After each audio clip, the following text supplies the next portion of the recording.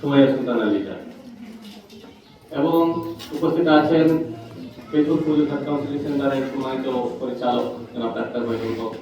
উপস্থিত আছেন আমাদের এলাকার সমাজসেবী মানবাধিকার কর্মী জনাব মহিবুর রহমান মনি। উপস্থিত আছেন সরকারি প্রাথমিক বিদ্যালয়ের প্রধান শিক্ষক জনাব আহমদ মনসুর।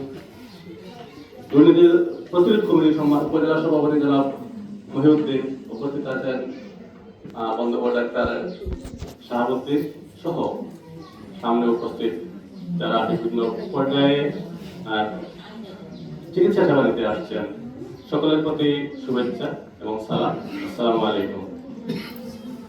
পেটুল পুজো হেলথ কাউন্সিলিং সেন্টার, আমি আমার দেখা মতে এলাকার বিশিষ্ট সমাজসেবক ডাক্তার মইনুল হক, তিনি স্বাস্থ্যের সাথে সর্বদা সম্পৃক্ত এবং স্বাস্থ্য বিভাগের চাকরির সুবাদে দেখতাম, আমি যখন ছাত্র ছিলাম তখনও দেখতাম বাজারে একটি দোকান ছিল, সেখানে বসে তিনি ওয়ার স্যালাইন দিতেন, কৃমির ওষুধ দিতেন, আয়রন ট্যাবলেট দিতেন রোগীদেরকে। সবাই এলাকার এই যে বিভিন্ন পর্যায়ের গরিব রোগীরা আসতো তাদেরকে তিনি সেবাগুলো ফ্রি দিতেন। এবং এই কয়েক বছর থেকে তিনি ফ্রিতে ডায়াবেটিস সুগার পরীক্ষা করেন, বিভিন্ন সময় যে প্রোগ্রাম করেন, প্রোগ্রাম ছাড়াও করেন, আবার প্রেশার চেক করে দেন। এইসব বিষয়ে তিনি সর্বদা এবং স্বাস্থ্যের পরামর্শ দিয়ে তাকে এখানে বসে। এটা আমি দেখতেছি অনেক আগে থেকে এবং এখনো চলমান আছে। আজকে এই পর্যায়ে তিনি ডাক্তারদের গত কিছুদিন আগে একটি ফ্রি আই ক্যাম্প হয়েছে, এটাও ওনার উদ্যোগে এবং ওনার ব্যবস্থাপনায় হয়েছে।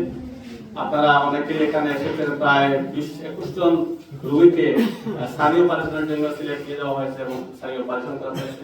উনি হেলথ কাউন্সিলিং সেন্টারের উদ্যোগে ডাক্তার মনির হক সাহেবের উদ্যোগে হয়েছে। এবং আজকের এই যে ফ্রি মেডিকেল ক্যাম্প, এটা গ্রিন লাইফ ডায়াগনস্টিক সেন্টার ওনারা সার্বিক সহযোগিতা করতেছে।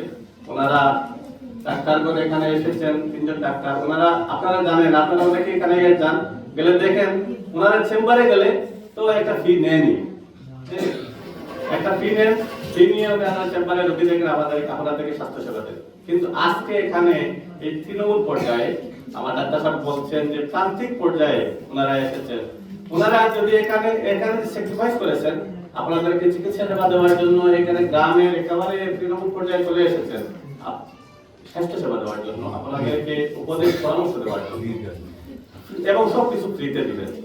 যদি ওনারা বসতেন, ওনাদের স্যাক্রিফাইসের কথা আমি বলি, এই 3 জন ডাক্তার, বিশেষজ্ঞ ডাক্তার, ওনারা যদি ওনার চেম্বারে বসতেন, এই সময়ে কিছু টাকা ইনকাম করতে পারতেন। এটা তো স্বাভাবিক, ওনাদের পেশাই হচ্ছে এইটা। ওনারা ডাক্তারি করবেন, রোগীদের একদম ফ্রি দিবেন। কিন্তু এই সময়টুকু স্যাক্রিফাইস করে, এই সময়টুকু এবং তাদের যে অর্থ উপার্জনের বিষয়টা তারা স্যাক্রিফাইস করে আপনাদের কাছে এসেছেন, গ্রামে এসেছেন। আজ বিকাল 3টা পর্যন্ত ওনারা আপনাদেরকে স্বাস্থ্য সেবা দিবেন, আপনাদেরকে দেখবেন, পরামর্শ দিবেন। এই বিষয়টা আসলে ওনাদের আন্তরিকতা, এখানে প্রবল পর্যায়ে আন্তরিকতার কারণে সম্ভব হয়েছে।